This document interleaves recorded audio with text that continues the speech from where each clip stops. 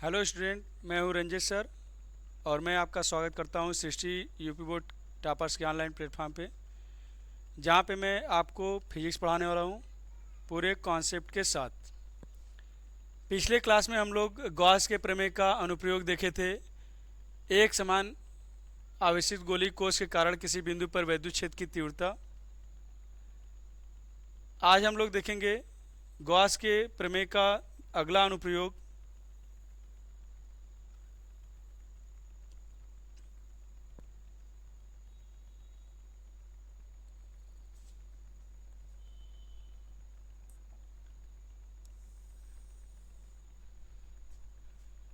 Gauss के प्रमेय का अगला अनुप्रयोग एक समान आवेशित अनंत विस्तार के सीधे तार के कारण वैद्युत क्षेत्र की तीव्रता। एक समान आवेशित अनंत विस्तार का सीधा तार होगा, उसके कारण हमें किसी बिंदु पर वैद्युत क्षेत्र की तीव्रता निकालनी होगी गॉस के प्रमेय का अनुप्रयोग करके। तो यहाँ पे हमने एक अनंत विस्तार का एक समान आवेशित सीधा तार ले लिया। ये अनंत विस्तार का है, एक समान आवेशित सीधा तार है जिस पर रैखिक आवेश घनत्व है लेम्डा। लेम्डा को रैखिक आवेश घनत्व कहा जाता है। रैखिक आवेश घनत्व का मतलब एकांक लंबाई में उपस्थित आवेश को रैखिक आवेश घनत्व कहते हैं। लेम्डा बराबर होगा Q बाई एल। एकांक लंबाई में उपस्थित आवेश को रैखिक आवेश घनत्व कहते हैं। लेम्डा बराबर Q बाई एल और इसका मात्रक होता है कूलाम प्रति मीटर। कूलाम प्रति मीटर। तो ये एक समान रूप से धन आवेशित है। इस एक समान रूप से धन आवेशित सीधे तार के कारण हमें किसी बिंदु पर वैद्युत क्षेत्र की तीव्रता बतानी है गॉस के प्रमेय का प्रयोग करके। तो गॉस का प्रमेय प्रयोग करने के लिए सबसे पहले हम लोग इस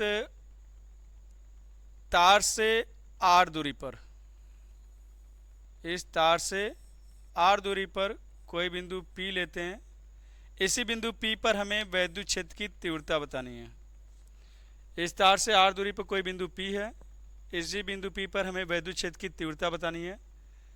तो इस बिंदु P पर वैद्युत क्षेत्र की तीव्रता बताने के लिए हम लोग गॉस का प्रमेय प्रयोग करेंगे।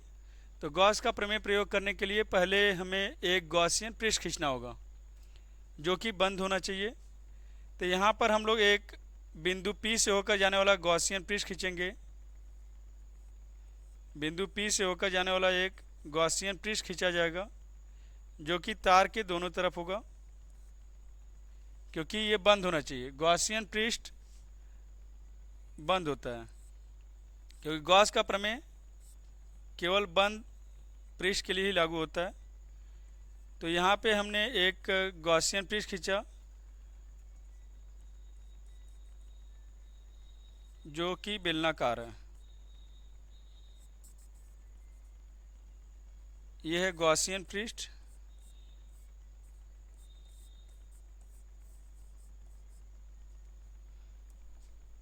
गॉसियन पृष्ठ। अब इसी बिंदु P पर हमें वैद्युत क्षेत्र की तीव्रता बतानी है गॉस का प्रमेय प्रयोग करके। ये जो गॉसियन पृष्ठ खींचा गया है, इस गॉसियन पृष्ठ के लिए लंबाई है L।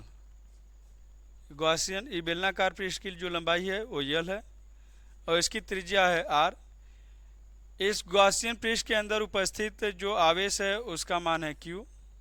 गॉसियन पृष्ठ के अंदर जो आवेश उपस्थित है उसका मान Q। इस तार से r दूरी पर कोई बिंदु P है, इसी बिंदु P पर हमें वैद्युत क्षेत्र की तीव्रता बतानी है। तो बिंदु P पर वैद्युत क्षेत्र की तीव्रता बताने के लिए सबसे पहले हम लोग इस बिंदु P पर एक छोटा सा पृष्ठ लेंगे। बिंदु P पर एक छोटा सा पृष्ठ लिया जाएगा जिसका क्षेत्रफल dA और इसके क्षेत्रफल सदिश की दिशा पृष्ठ के तल के अभिलंबवत बाहर की ओर। हमने बताया था कि क्षेत्रफल सदिश ये सदिश राशि होता है।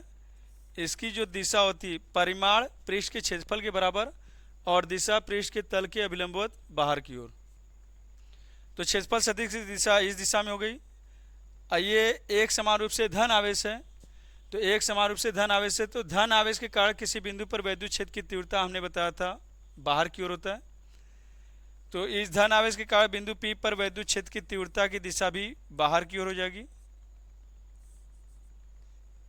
अब E और D ये दोनों सेम डायरेक्शन में है, इसलिए थीटा का मान 0। तो जहाँ पे थीटा आएगा वहाँ पे हम लोग 0 का प्रयोग करेंगे।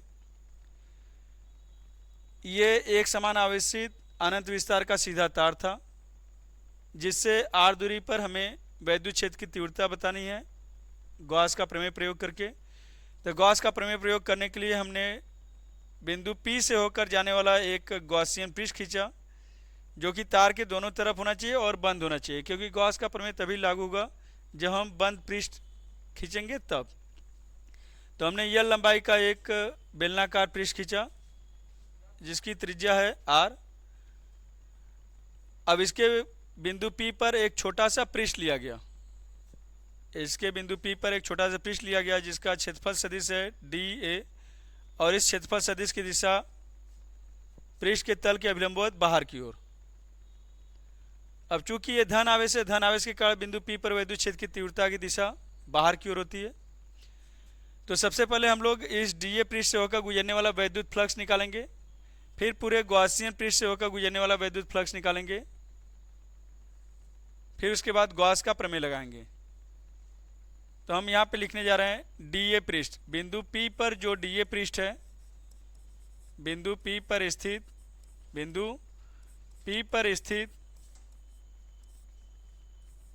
dA पृष्ठ से होकर गुजरने वाला वैद्युत फ्लक्स, dA पृष्ठ से होकर गुजरने वाला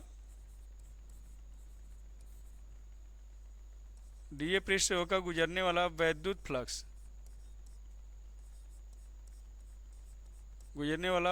फ्लक्स, अब हमने छोटा सा पृष्ठ लिया है, इसलिए वैद्युत फ्लक्स का भी मान छोटा ही होगा। उसको d फाई e से दिखाएंगे। हमने बताया था ये जो d phi e dot dA के बराबर,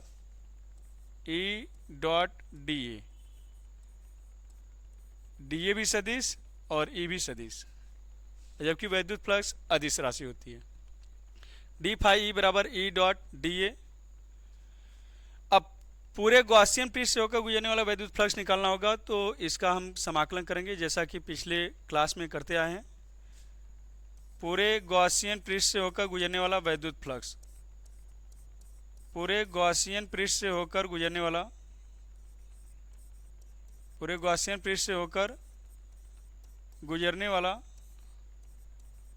वैद्युत फ्लक्स, पूरे गॉसियन पृष्ठ से होकर गुजरने वाला जो वैद्युत फ्लक्स होगा वह होगा phi E equal to close integration, इसे बंद समाकलन या सरफेस इंटीग्रेशन या close integration E dot dA।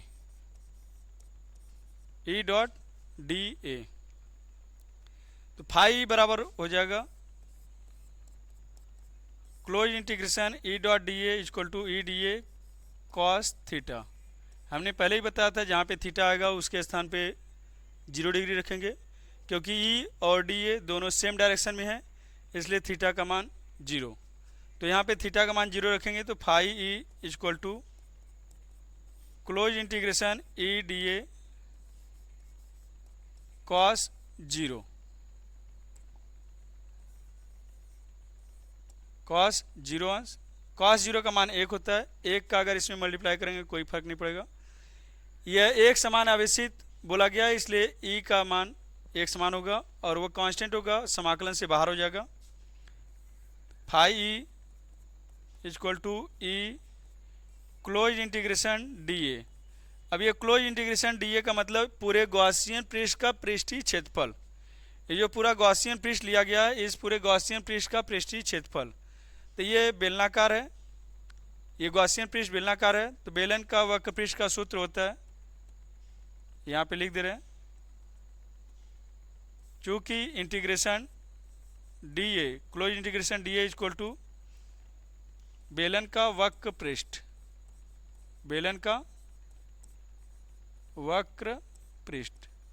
तो बेलन के वक्र पृष्ठ का सूत्र होता है 2 पाई r h लेकिन यहाँ पे हमने लंबाई लिया है इसलिए 2 पाई आर यल लिखेंगे, 2 पाई आर यल। तो क्लोज इंटीग्रेशन डी ए के स्थान पे 2 पाई आर यल लिखा जाएगा। तो phi is equal to E into 2 pi R L, ये इक्वेशन नंबर फर्स्ट। हम लोग गॉस का प्रमेय पढ़ रहे हैं तो गॉस का प्रमेय भी तो लगेगा। इसके बाद हम लोग गॉस का प्रमेय लगाएंगे। इसको थोड़ा ऊपर कर दिया जा रहा है।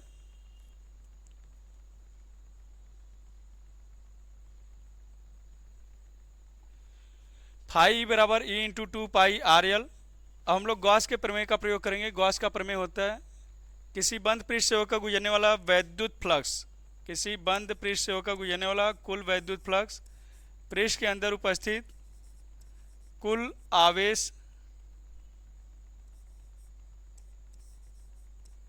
पृष्ठ के अंदर उपस्थित कुल आवेश का 1/ε0 गुना होता है। तो गॉस के प्रमेय से हम लोग जानते हैं कि गॉस का प्रमेय फाई बराबर क्यू इनसाइड अपान ε0, यही है गॉस का प्रमेय।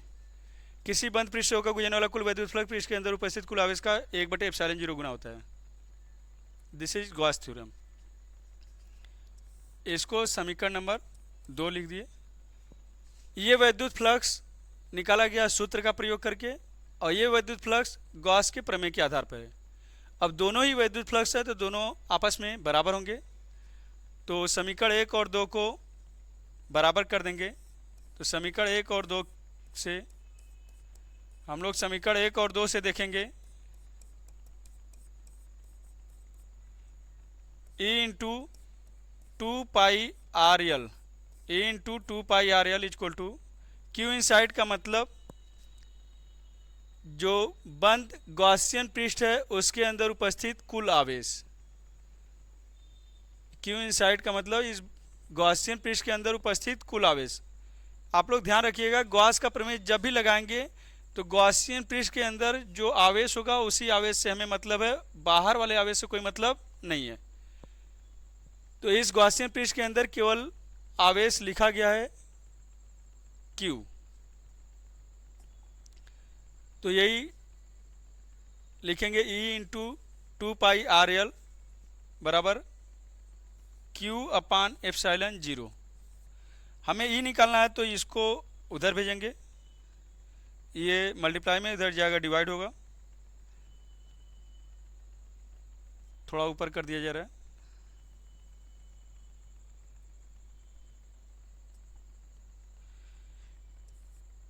E इक्वल टू ये नीचे जाएगा 1/2 पाई ε0 Q/L इंटू आर। ये 2 पाई के साथ ε0 दिखा रहे हैं, Q/L इंटू आर।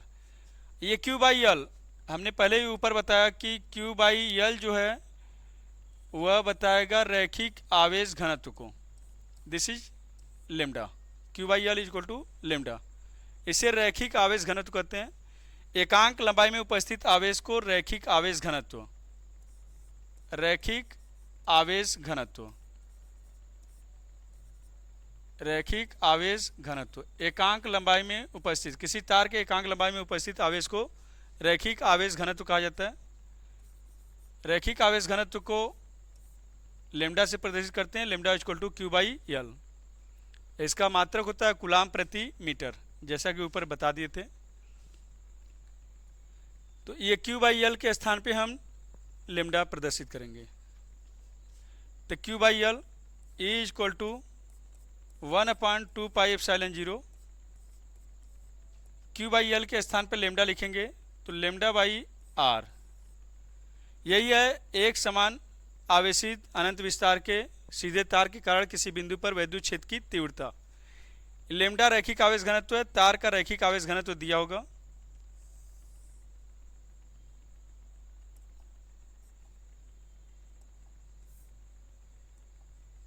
तार का रैखिक आवेश घनत्व दिया होगा।